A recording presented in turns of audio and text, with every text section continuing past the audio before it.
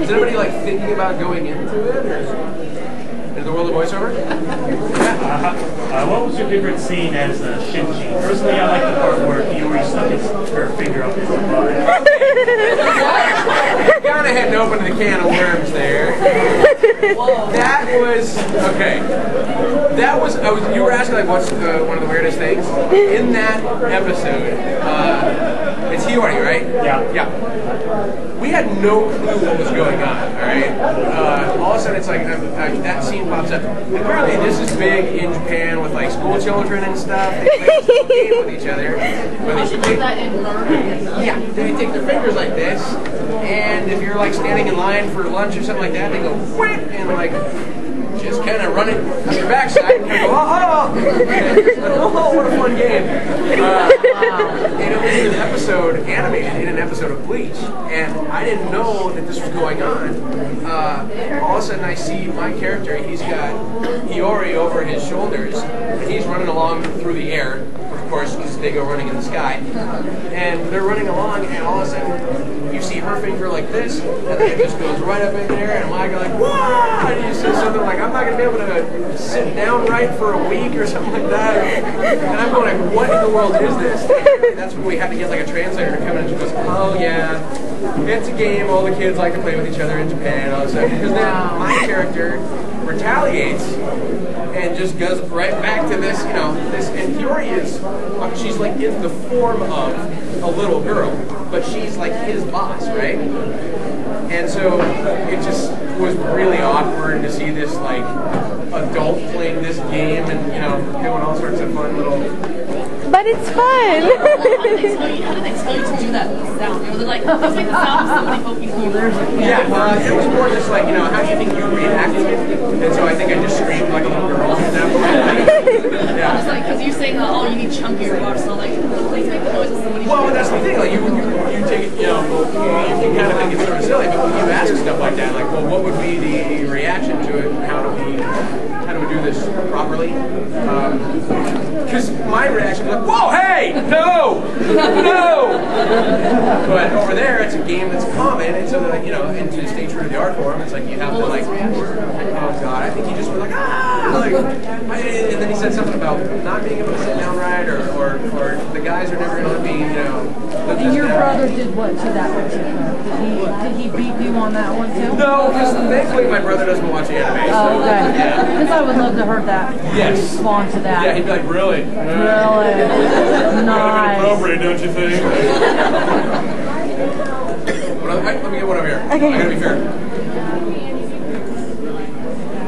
Ooh. That's tough. If I could be any of my characters in real life, what would I be? You would be Chris without the use of steroids. Wow. That's just rumors. I think Chris did it naturally. Protein supplements and, you know. I don't know. I mean, I don't know that I'd want to be Chris Redfield. He's getting chased by zombies his entire life. And he's But zombies are fun. Does he ever seal the deal with his partners? Not really. He talks a big game about his partners, but we never really see Chris like put the moves on anybody. It's just always like, you know, you ready to go, partner? Whereas Ezio is like a total ladies' man. But then again, when I want to live in Renaissance era Italy, at that time it might be cool for art, but you know, you wander around worried about the plague and, you know, it's like you get a cut on your arm and you die. You know, nowadays we just put Band-Aids on it. I don't know. You can be Deidara. Yeah, that'd be good. And eat breakfast with my hands. Yeah, that's kind of a trip. I've always wondered, it's like some like the favorite characters to play. It's like, it depends. Probably Ezio just for the ladies' man approach to things, but then I'd also have to like, you know, art kind of match. I don't know.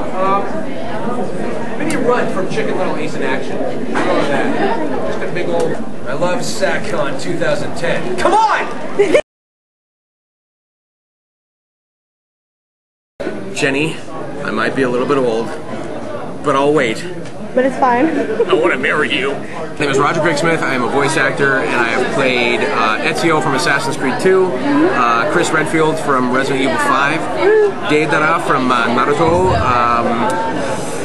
oh gosh, and Shinji Hirako from Bleach, Nova, Forge from Wolverine and the X-Men, Curtis Miller in Resident Evil Degeneration, and Guilford in Code Geass. And I was not reading that off of a card at all. I also narrate Say Yes to the Dress, which I'm sure your fans love. It's a perfect age range. Currently the voice of Pizza Hut. Oh yes, yeah. I've been hearing you all the time. Nice, yes. A few shows on DIY Network. Yard Crashers, House Crashers. Coming soon, Bath Crashers. And a bunch of other stuff. So what got you started into voice acting? I was doing stand-up comedy, and a bunch of people told me that I should stop doing stand-up comedy, but they liked my voices and characters, and I should look into voiceover, and so I took their advice. Alright, so besides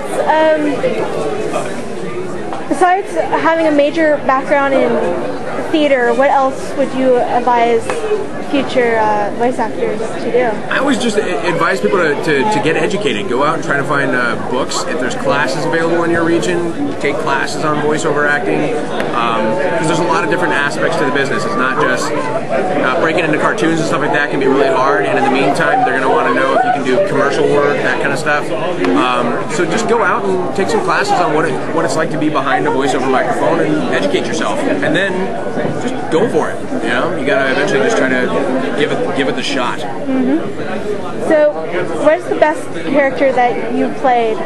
They're all great, and my stock answer to that is always the next one. So I really enjoy playing Ezio, and I think he's just an awesome character, and I would love playing Chris Redfield and all that stuff. But I look forward to the next one. How did you got played for Chris Redfield? How did I? What was that?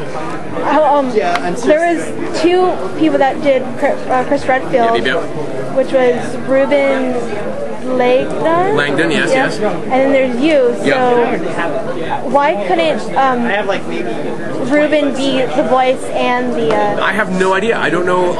It's funny because people ask me questions about the business of it. Like how did you convince Capcom to, and it's like I didn't convince anybody. I got a call. I showed up for an audition, and at the time I had no idea what was going on or what the project was even for. I mean that was actually my sort of introduction into the world of Resident Evil. Was getting the role of the voice of Chris. So as far as the decisions that go on behind the scenes, I have no idea what happens with any of that stuff. Okay, so since you're a voice actor, what's it like being behind the microphone when you're recording in the studios? A blast.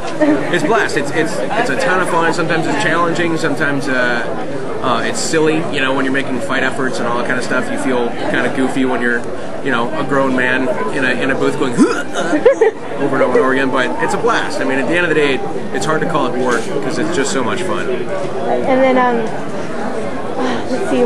What are those little metal dots that are reflectors? Yeah, reflectors. Yeah. What's it like having those on your face? That's really kind of a strange. Sure, give me 1 sec. Sorry, give me 1 sec. I'm sorry.